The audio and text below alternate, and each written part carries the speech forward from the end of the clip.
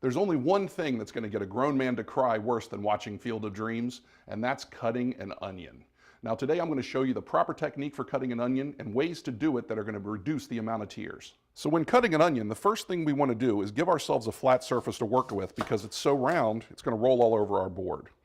The next thing we're going to do is cut right across the top of the roots.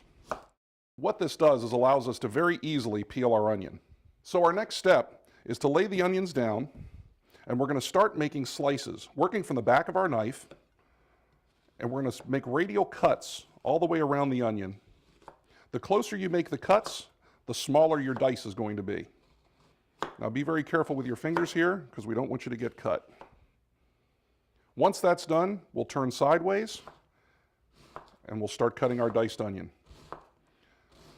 Another factor that helps reduce the tears when you're cutting onions is having a very sharp knife. Now, if you've got one of these butcher blocks at home, it comes with something called a honing steel. Most people have never used it because they don't know what to do with it.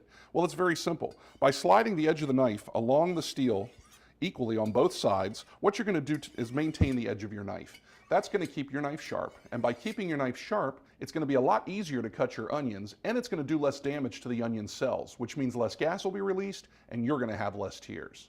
I'm Chef Robert Coleman with the Lord's Place in Joshua Catering.